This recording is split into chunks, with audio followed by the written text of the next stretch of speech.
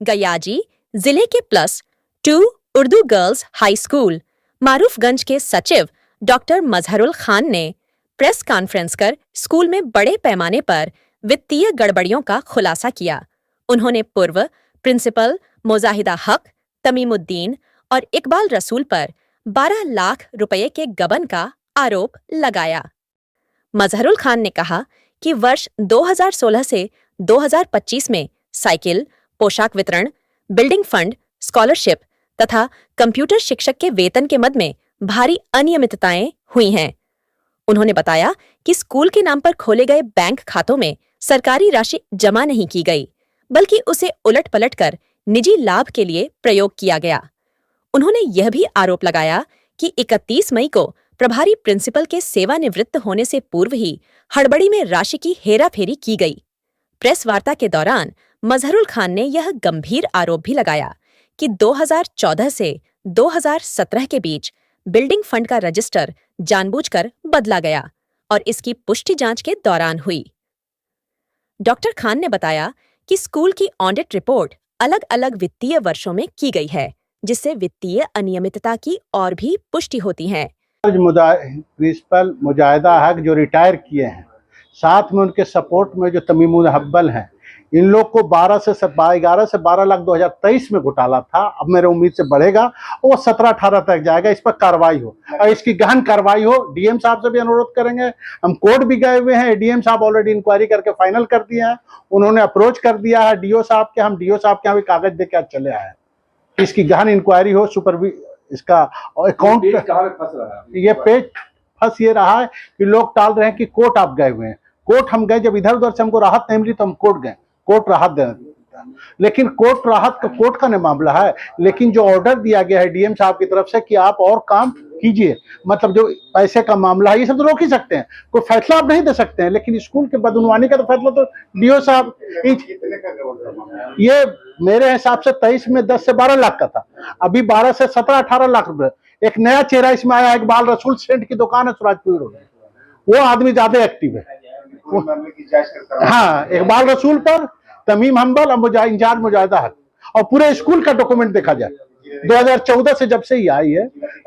हाँ, जिला अधिकारी से मांग इसको नई कमेटी नहीं, नई कमेटी नहीं, ये फर्जी बोला ना, इकबाल रसूल फर्जी, तमीम हम्बल फर्जी। ये कमेटी अगर अपने आप को समझ रहे हैं तो बायलॉ वो समझा दे कि हम ये कमेटी में जो भी होता है बायलॉ से चलता है स्कूल।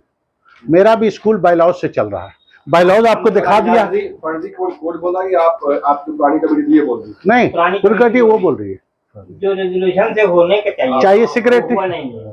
आज इन्होंने फर्जी तौर पर अपने आप मीडिया को बुलाने का मकसद ये है कि सही जांच के लिए हमको जिलाधिकारी महोदय या कोर्ट कोई भी हमको आदेश दे। गहन 14 से लेके 2025 जो टिल रिटायर की है, उसके बाद भी पैसा भी नहीं जमा हुआ। सोच लीजिए आप कहाँ मामला है।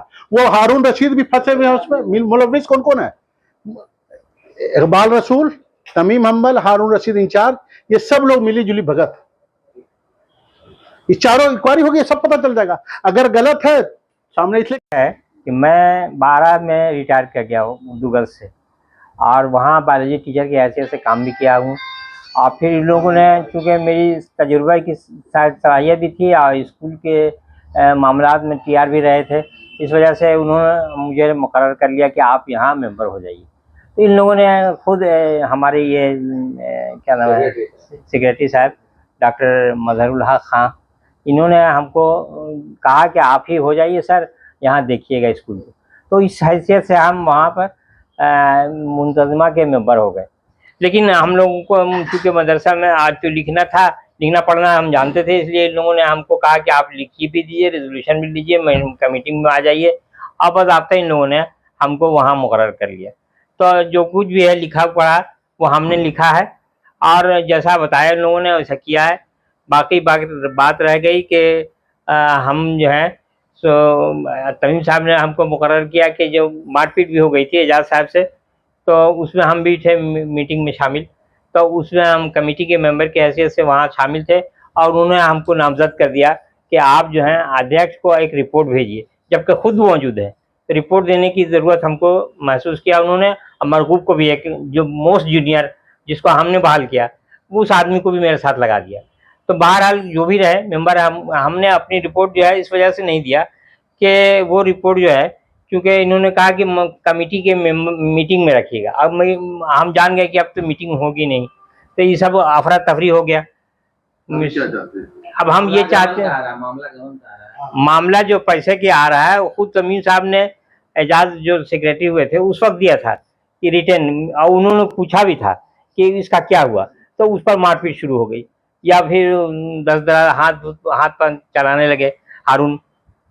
तो जान रहे थे कि हम चूंकि नेक्स्ट HM होने वाले हैं, इसलिए उन सपोर्ट किया तमीम साहब का। तमीम साहब को हमने कहा कि देखिए, सेक्रेटरी जब मौजूद है, प्रेसिडेंट आप हैं, मेंबर मौजूद है, सीनियर टीचर मौजूद है, प्रिंसिपल मौजूद है, सबकी मीटिंग में आप इस तरह का क्यों करवा रहे हैं?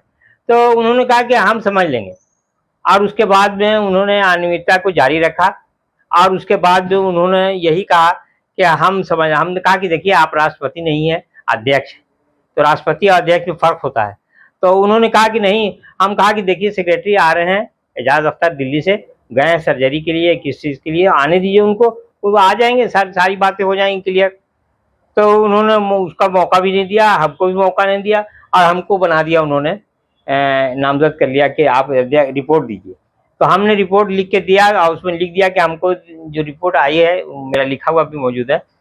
और फिर उस रिपोर्ट को हमने इनको दिया भी, तो उन्होंने कहा कि इसमें जो है कोई बात नहीं है, वो हम समझ लेंगे। उसके बाद उन्होंने टाल मटोल कर दिया। फिर ये आए हजरत हमारे डॉक्टर साहब, तो इन्होंने कहा कि भाई, हम जो है खुद सेक्रेटरी हैं, हमने रुकवाया भी था कैनरा बैंक में, हाँ गए तो खुद एजाज साहब के साथ कि इनका साइन जो है नहीं चलेगा। रेजोल्यूशन लिया गया था कि भाई अब ये जो है नहीं रहेंगे, यहाँ रहेंगे, या कि इस तरह की बात हमको याद नहीं है, वो पूरा उस रेजोल्यूशन में है, उसको पढ़ने या देखने की चीज़ है। तो उसमें इनको क्या किया गया, नहीं किया गया, उस सिलसिले में जो रेजोल्यूशन लिया गया उस सिलसिले में वो बातें हुई हैं। और इनका जो कहना था, इन्होंने DM को रिप्रेजेंट किया और कोर्ट में गए कि अनियमितता पाई जा रही है। हम पहले से कह रहे हैं, एजाज साहब ने भी लिखा है अपने इस पर कि हम आए यहाँ स्कूल में तो अनियमितता देखा, और उसके लिए इनको बार बार कहा कि ऑडिट कराइए, किराया दीजिए, फलां कीजिए, ये कीजिए, वो कीजिए, लेकिन इन लोगों ने कुछ नहीं सुना और उसको नज़रअंदाज करते रहे। चाहते हैं कि आप लोग क्या? अब हम लोग ये चाहते हैं कि जो कार्रवाई हो रही है ये नियमित रूप से हो जाए और ढंग से हो, और ताकि हम लोगों को फिर से बहाल किया जाए। जो नए सेक्रेटरी या प्रेसिडेंट का जो ऐलान कर रहे हैं ये लोग, इन लोगों को रद्द किया जाए, निस्तारित किया जाए। और इस सिलसिले में हमको जो है वहाँ से DO के यहाँ से जो रिपोर्ट जल्दी से जल्दी शाया किया जाए, ताकि हम लोग जो है अपना काम सुचारू ढंग से